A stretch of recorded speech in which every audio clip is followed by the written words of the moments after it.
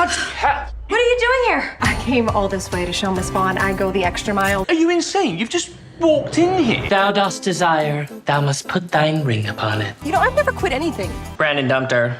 You owe me $5. There's that Spitfire who blew in determined to do business. I was always the girl with a plan. Oh, come on. Sorry. You press pause on your love life. It's time to press play. I think that's Beyonce. Fiance. Hey everyone, welcome back to my channel. Let's get right to it. I decided to do the bravest thing this week and watch not one, but two romantic comedies. Before that, make sure to subscribe to my channel for more content.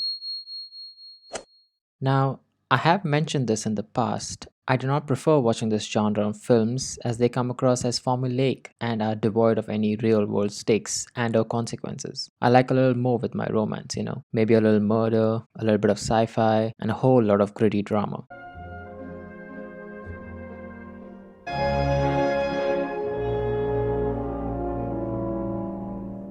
I can't watch love for love's sake, if you know what I mean, but I wanted to challenge myself this time and decided to take on this humble beast of the movie industry that has been kept on the ventilator a little bit too long.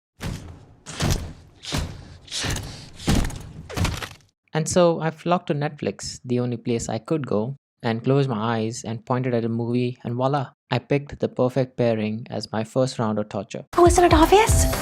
I'm quitting. The second pick was not mine to make, but was thrust upon me by my dear friend, who I don't associate with anymore because of this horrendous choice. I hope you get an illness and then get hit by a car and die! She picked Love in the Villa, as it had the same conversation about wine. And away I went. Now you can make the argument that these movies are the trashiest picks of the genre, and you would be correct on that assumption. So let me know a good romance or a rom-com film that you think I could watch or I should watch, and I'll be sure to check them out. Maybe I might even change my opinion on this whole thing.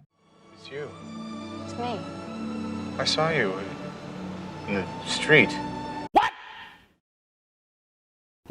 So, when I had decided that I was going to write a review on these two romantic comedies, I was all ready to rip these two movies a new hole. But then something told me that I had to look deeper, and I did, and I was honestly surprised. I found it so difficult to write this review at first. One of the most difficult reviews I've had to write. I had nothing to say other than this is just trash media. There is nothing to take away from this genre. The stakes are so low, the conflicts are so pointless. Well, that's what we do. We fight. I'm not afraid to hurt your feelings. They have like a 2-second rebound rate and you're back doing the next pain in the ass thing.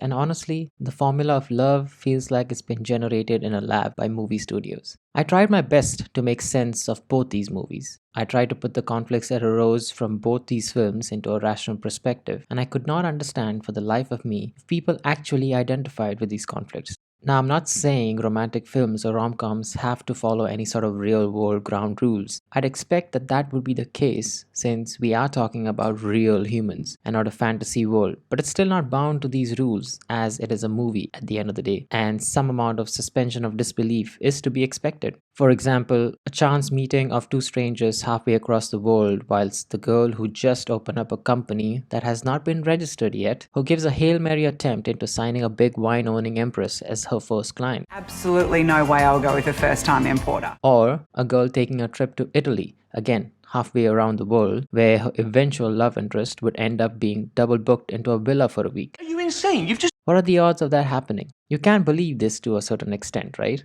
My issue then arises of the way that happens. In the case of Love in the Villa, the protagonists don't like each other. They also get into tussles and butt heads at the start, and I can't understand as to why that should be the case most of the time. This is quite evidently shown in this film. They hate that they have to share the apartment and cause each other legal and physical trouble in order to get the other person out of the villa. Every time I try to rationalize, I just can't seem to justify why and how the couples on screen end up falling for each other, other than just concluding that it's just love, and that love isn't really that rational and can't be expressed through a rational lens. Love transcends logic and intelligence. It is always justified because it is love, and it does not need an explanation. We feel it deep within with a strong desire, and if the heart wants, it should be justified to have simply Because I love you.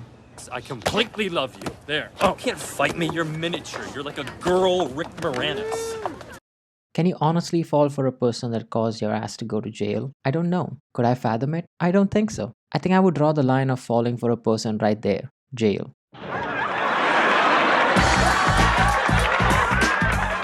But in this case, they can put the past behind and talk to each other to find the real person within. Is it that you always hated the person if you'd see them from an objective point of view, and only when you get to emotionally connect with them do you tend to forgive or even forget the horrible sides of the person? If I think from this perspective, these movies are philosophical gold mines, as this subject matter is quite intriguing. So, you have to ask yourself, is this the person that I'm with an objectively good person, or is this person good because I'm choosing to forget their flaws that will actually want me to throw them across the room? The initial rush that you get from the attention that you receive from a potential love interest that you find attractive, which can be physical, emotional, and or mental, is exhilarating. The time that you spend with each other is almost like being in a bubble of sorts that is devoid of rational thought or even a third person's opinion on the character of the person that you're dating. It is that blindness towards the flaws and annoyances of your love interest that you choose to ignore and or forget, and that can be for two reasons. Either it is a case that you and your date choose to put on your best foot forward or present certain characteristics that will elicit positive reaction from the opposite sex so as to come across desirable and not cause fractures into the fantasy that you have created for the both of you. Or it could be that you choose to ignore those red flags in order to not cause conflict in the short term to keep up the illusion. To provide an example so that I can tie it into these films, Juliet literally causes Charlie to lose the wine deal because she told the owner the truth. And Charlie is not the least bit livid about losing the countless hours of negotiation and hard work that he must have put in to make sure that the owner of the vineyard sells his business to Charlie's company. And yet, his reaction to the loss of business and a near certainty that he will most likely lose his job does not faze him one bit. He instead agrees with Juliet that he does feel good that the deal fell through, and they decide to dance. In what rational world would that not result in the biggest argument you could ever have? She just decided to ruin his hard work and potentially lose his job. How are you not throwing this person off the balcony already? As in the case of the perfect pairing, since it's a rom-com, the conflict arises when Max does not tell Lola that he is actually part owner of the company, and in the case of Love in the Villa, Charlie does not tell Juliet about his fiancée because that detail would never have come up anytime before the need to have that side conflict. In all honesty, I can at least fathom that Charlie did not tell Juliet about his fiancée. He's a piece of shit for keeping that detail, and people lie all the time. I just could not understand what got up Lola's crack to have such a reaction to such mundane news. Not to mention the fact that he did not tell his longtime employees, people that have been working for him for years, long before this American chick set foot on the ranch or whatever they call it, but she just had to be more offended for reasons I can't come up with at this point. He told her his secret and she clutched her pearls. What a self-absorbed narcissist. Is this what romantic films are about? Are they trying to tell us that the reason why they are so bad is because these people aren't right for each other? And in any other circumstances other than the one the couples found themselves in, they would not have been a couple? Are romantic comedies inadvertently genius pieces of art that are actually telling us that we lie to ourselves in order to not die alone and are willing to choose to spend our lives with people that under any other circumstances would not have even given a second glance? These were some of the questions that I had as I was writing this review. I really wanted a different perspective, and hence I asked my female friend, another female friend, as to what she thought of these two films and the rom-com genre overall. So, according to her, in terms of just pure entertainment value, Love in the Villa takes the cake over the perfect pairing. In terms of realism, the perfect pairing wins. But we don't watch rom-coms for realism now, do we? It's a genre a lot of people thoroughly enjoy, and for some, it's a guilty pleasure. In her opinion, she thinks the engagement of the movie mainly boils down to the infamous will they, won't they, or when will they scenario. In the rom-com genre, it's two different sides to the same coin. Now this can be further split into, according to her, 1. How impossible the odds are, and 2. The actors' chemistry. You just kissed me. I'm sorry, I couldn't help it. For some reason, the impossible pairings are extremely popular, and if they start off as opposite ends to the spectrum, i.e. enemies to lovers, is just gold. For example, the rich billionaire and the meek average girl, the romantic writer and the pessimist skeptic, the nerd and the prom king/queen, and the list goes on. All of the most popular rom-coms have these archetypes in some form or another. This has always worked time and time again, and I think this is what makes Love in the Villa slightly more entertaining than the perfect pairing. The actors' chemistry is pretty self-explanatory. The actors either have on-screen chemistry, or we could do something else, or we could, if you don't, I mean, like, we could... Yeah. Yeah? Yeah, either one. or not. Simple. Barbara misses you. In Love in the Villa, Bonnie and Number One do have some decent chemistry. But in The Perfect Pairing, Tori and Crocodile Dundee here feel like cousins forced to work on a class project.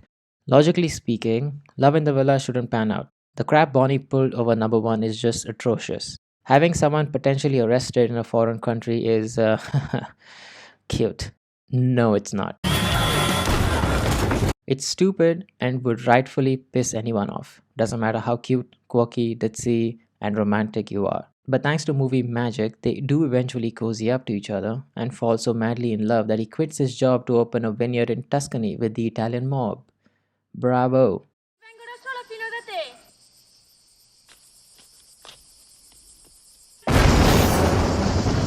But despite all this, The Perfect Pairing is somehow worse because it's boring. You need a name. Barbara Streisand.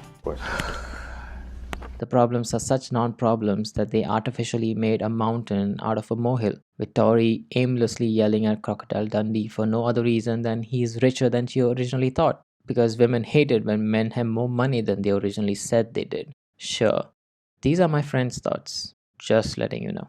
All in all, they're both garbage, but at least one of them is entertaining garbage with somewhat stupid stakes, while the other is just plainer than white bread. Again, that's what she said. That's my joke, damn it. Really, that was her opinion on these two films and the rom-com genre overall. I would like to know your thoughts on these two films and the genre overall.